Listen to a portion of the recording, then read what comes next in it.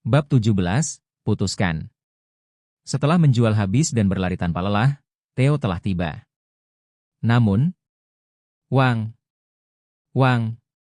bayi lebah madu beracun telah menarik sengatnya dan mengepung Theo. Karena Theo tidak ada di sana saat bayi lebah madu beracun lahir, wajar bagi mereka untuk menganggap Theo sebagai musuh.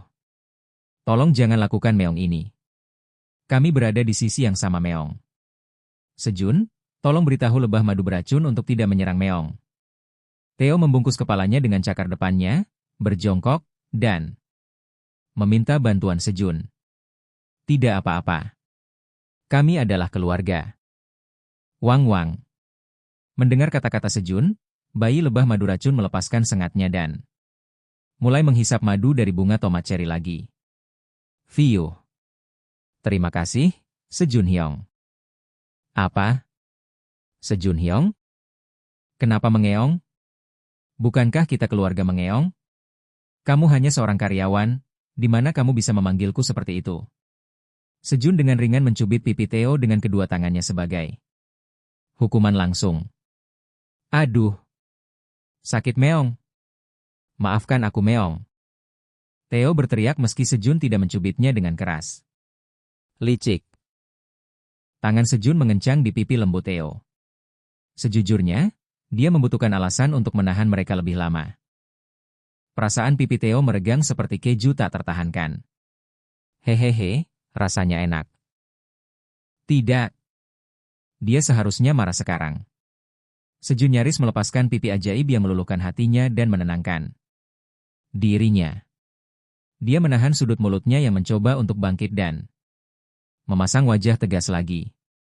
Theo, mari kita selesaikan perhitungannya dulu. Tunjukkan uang hasil penjualan tomat ceri. Ini dia Meong.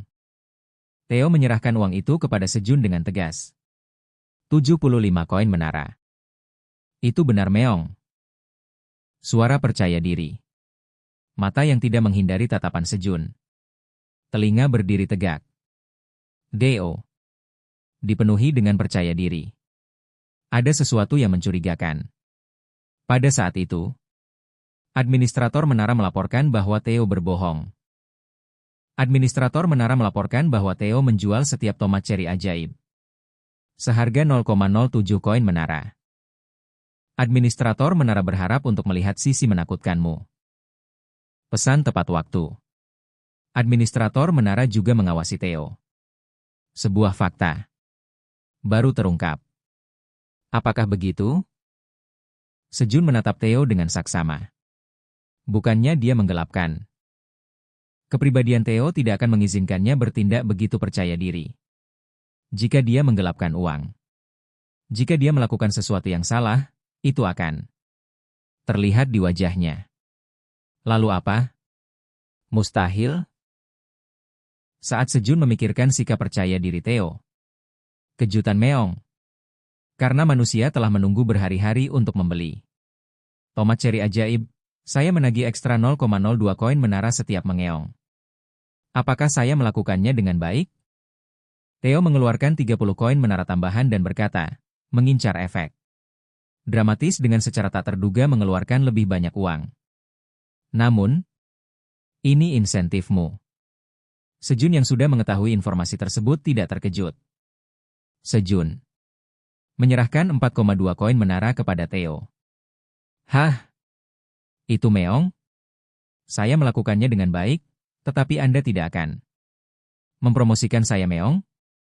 Tidak mungkin hanya dengan ini. Theo, bekerja lebih keras. Mengerti Meong? Theo memutuskan untuk bekerja lebih keras karena menjadi perwakilan itu sulit. Sejun, aku kehabisan Meong ikan bakar. Beri aku gajiku Meong. Baiklah, tunggu. Sejun mendekati kolam yang gelap.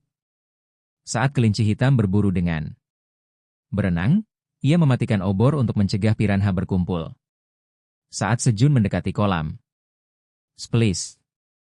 Tidak ada piranha di kolam, dan kelinci hitam sedang berenang sendirian. Sebaliknya, 10 piranha ditumpuk rapi di samping kolam. Mereka adalah piranha yang ditangkap kelinci hitam saat berenang.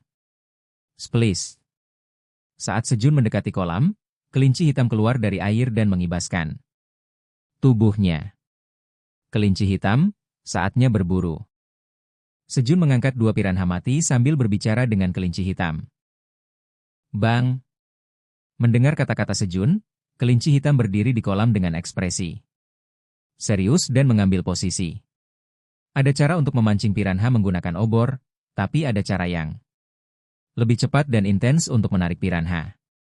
Sejun menusukkan gigi piranha ke tubuh piranha lain, lalu mencabutnya. Dia menekan tubuh piranha dengan gigi tertancap di dalamnya dan menjatuhkan beberapa tetes darah ke dalam kolam dan menunggu. Dan dalam waktu kurang dari 1 menit, puluhan piranha yang berbau darah masuk ke dalam kolam melalui lubang tersebut. Kolam dengan cepat menjadi setengah air, setengah ikan. Setelah itu, seperti biasa, Sejun mengguncang obor dan splish, splish. Melihat obor, piranha melompat, dan kelinci hitam segera memburu mereka dengan palu. Saat mereka membuat ikan bakar dengan menangkap piranha di api. Kicau, kicau, kicau. Suara aneh datang. Sejun melihat ke arah asal suara itu dan melihat Theo sedang sibuk menjilati sesuatu. Theo, apa itu? Ini, meong? Ini curu meong. Curu? Di mana Anda mendapatkan itu? Saya mendapatkannya dari manusia dengan berfoto bersama mereka meong. Yang ini rasa tuna dan... Theo mulai menyombongkan diri, mengeluarkan curu yang diterimanya. Diurutkan berdasarkan rasa. Mereka semua adalah curu. Mereka semua. Tidak ada apa-apa untuk dirinya sendiri.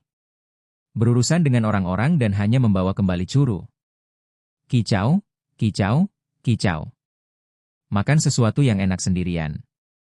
Entah bagaimana, itu membuatnya marah. Penyitaan curu. Sejun menyita semua curu yang diambilnya. Hah? Kenapa mengeong? Saya mendapatkannya dengan berfoto dengan manusia meong. Saat curu disita, Theo memprotes keras dengan buih di mulutnya. Bahkan, Theo yang tidak bersalah menjadi pemberontak. Curu benar-benar obat khusus kucing. Namun, Sejun memiliki hak yang sah untuk menyita curu. Itu benar. Anda mendapatkannya melalui perdagangan dengan mengambil gambar, bukan? Itu benar meong. Ketentuan khusus 3. Pihak B tidak dapat membentuk mitra dagang. Tambahan tanpa izin pihak A. Ini jelas pelanggaran kontrak. Kata Sejun sambil menunjukkan kontraknya. Hah? Apakah itu sangat mengeong? Ya. Anda diam-diam membangun perdagangan tambahan. Theo terkejut dengan kenyataan bahwa dia harus kehilangan curunya. Jangan terlalu kecewa. Mari kita bicara tentang metode perdagangan baru. Kami, perwakilan Theo. Hah? Apakah saya menjadi perwakilan meong? Aku akan membiarkanmu menjadi satu selama 1 jam. Jika Anda melakukannya dengan baik di perdagangan mendatang, saya akan memberi Anda izin perwakilan Theo selama 1 jam. Kedengarannya bagus meong. Panggil aku itu lagi meong. Perwakilan Theo. Hehehe. Sekali lagi mengeong. Perwakilan Theo. Theo senang duduk di kursi perwakilan, meski hanya 1 jam. Theo dengan cepat duduk di pangkuan Sejun. Aku ingin makan curu juga meong. Baiklah. Sejun mengeluarkan curu dan menawarkannya kepada Theo. Kicau, kicau, kicau. Diberi makan adalah keuntungan yang bagus untuk menjadi perwakilan. Saat Sejun membelai kepala Theo, yang benar-benar dimenangkan, mereka berbicara tentang bisnis baru menggunakan hak gambar Theo. Sepertinya akan ada cara untuk mendatangkan sesuatu dari luar menara lebih cepat dari yang diperkirakan. Ada 2 cara untuk item dari luar masuk ke menara. Salah satunya adalah dengan menghilang. Saat ini, kamu bisa membawa barang yang kamu pegang langsung ke dalam menara. Namun, Anda tidak tahu kapan atau di mana Anda akan menghilang, dan karena Anda dipanggil ke Lantai pertama, perdagangan sudah ada di sana. Yang lainnya adalah ketika seorang pemburu yang terbangun memasuki menara dengan membawa barang-barang. Ketika seorang pemburu memasuki menara, mereka hanya dapat membawa sekitar 1 kilogram item luar. Item menara, dikecualikan dari batas berat. Dan saat mereka pergi, mereka bisa mengambil barang tanpa batasan. Ketika pemburu biasanya memasuki menara, mereka membawa barang-barang sederhana seperti smartphone pemburu yang disebut Hunter Phone dan makanan instan sederhana. Ponsel Hunter adalah barang penting bagi para pemburu karena, selain fitur smartphone yang ada, mereka juga memiliki fungsi pengisian tenaga surya yang memperhitungkan lingkungan menara yang selalu cerah dan kemampuan untuk berkomunikasi dengan anggota tim dalam jarak dekat. Meskipun kami tidak dapat membawa banyak karena keterbatasan berat, setidaknya kami dapat membawa beberapa bumbu sederhana atau kopi. Apakah kamu mengerti? Karyawan Theo? Hah? Apa yang kamu bicarakan? Dan mengapa saya tiba-tiba menjadi karyawan Theo? Saat tangan Sejun berhenti, Theo, yang tertidur sambil makan curu, bertanya. 1 jammu sudah berakhir. Sudah? Theo yang kecewa mengambil curu yang tersisa dan meninggalkan pangkuan Sejun. Theo salah paham duduk di pangkuan Sejun dan dibelai sebagai hak istimewa menjadi perwakilan. Lain kali, bawalah sesuatu yang berguna, dan kamu akan menjadi perwakilan. Theo lagi. Mengerti, Meong? Pada saat itu, Theo, bagaimana kamu bisa naik ke lantai 38 tanpa melawan monster? Terkadang, dia penasaran tapi berusaha untuk tidak peduli. Dia tidak ingin peduli tentang luar. Lagi pula tidak ada jalan keluar.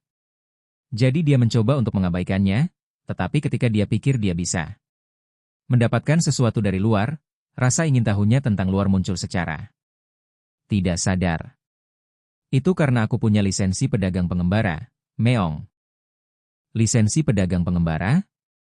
Itu benar, Meong. Theo mengangkat kedua tangan ke pinggangnya dan berbicara dengan bangga. Lisensi pedagang pengembara memerlukan biaya tahunan yang mahal untuk dibayarkan ke Asosiasi Pedagang Pengembara untuk mempertahankan kualifikasi. Dan saat nilainya meningkat, begitu pula biaya tahunannya. Di sisi lain, manfaat yang diterima juga meningkat. Pedagang yang membayar biaya tersebut dilindungi oleh Asosiasi Pedagang Pengembara dan dapat menggunakan berbagai fasilitas kemudahan. Itu sebabnya mereka tidak diserang oleh monster. Jadi, Theo, bisakah kamu membawa pemburu ke sini? Itu tidak mungkin, Meong. Monster saja tidak menyerang pedagang pengembara, Meong. Selain itu, pemburu tidak bisa menggunakan rute pedagang, Meong. Rute pedagang? Itu benar, Meong. Itu jalan pintas yang diambil pedagang, Meong. Lisensi pedagang pengembara diperlukan untuk rute pedagang, Meong. Jalan pintas? Itu benar, Meong. Mustahil untuk sampai ke sini dari lantai 38 hanya dalam 5 hari tanpa menggunakan rute pedagang, Meong. Lantai berapa ini? Sejum bertanya, lalu menyadari dia seharusnya tidak bertanya. Ini lantai 99, Meong. Theo menjawab dengan suara cerah. Apa? Pada akhirnya, dia menemukan apa yang paling tidak ingin dia ketahui. Ini lantai 99, Meong. Apakah kamu tidak tahu, Meong? Theo dengan ramah mengulangi jawabannya dan bahkan membenarkannya. Kalau-kalau Sejun salah dengar. Theo turun ke lantai 38 hanya dalam 5 hari, yang melegakan Sejun. Dia mengira jika Theo, yang tidak bisa menggunakan waypoint seperti pemburu, bisa melakukan perjalanan bolak-balik hanya dalam 10 hari, tempat. Ini tidak akan jauh dari lantai 38. Jadi dia bertanya tanpa banyak berpikir, dan itu benar-benar menyentuh bagian yang sakit. Antusiasmenya terhadap kesepakatan bisnis baru telah menghilang. Sementara Sejun melamun sejenak. Sejun. Gaji mingguanku terbakar. Theo, yang diam-diam menjilati curu yang tersisa, segera memanggil Sejun. Ketika dia mencium bau ikan yang terbakar. Ah! Oh! Sejun tersadar mendengar tangisan Theo. Saya tidak bisa kehilangan fokus. Tidak ada yang berubah. Hanya mengetahui di lantai mana tempat ini berada. Sejun menghibur dirinya sendiri dan mengeluarkan ikan bakar dari api. Dia mendapat sedikit luka bakar di tangannya saat melakukannya, tetapi dia bahkan tidak tahu itu menyakitkan. Dan dia memikirkan terobosan lain. Theo, mungkinkah aku menjadi pedagang pengembara? Jika kata-kata Theo benar, itu berarti seseorang dapat dengan aman menuruni menara hanya dengan menjadi pedagang pengembara. Namun, Sejun tidak bisa menjadi satu. Hanya makhluk yang lahir di menara yang bisa menjadi pedagang pengembara. Terobosan lain yang diblokir. Brengsek! Brengsek! Sejun berteriak marah pada kenyataan yang mustahil. Cegukan. Kenapa? Cegukan. Kamu melakukan ini? Terkejut dengan teriakan Sejun, Theo tersedak. Kelinci dan lebah racun tidak berbeda. Kelinci mengangkat telinga mereka dan menatap Sejun dengan mata lebar. Sementara lebah racun terbang dengan sibuk mengepakkan sayapnya. Bahkan, Ratu Lebah mengeluarkan kepalanya dari sarang untuk melihat apa yang terjadi. Fiuh. Maaf sudah berteriak. Sejun meminta maaf kepada keluarga guanya. Tetap saja, berteriak membantu. Menenangkan hatinya sedikit. Dan Sejun mengambil keputusan. Aku akan makan enak dan hidup enak di sini.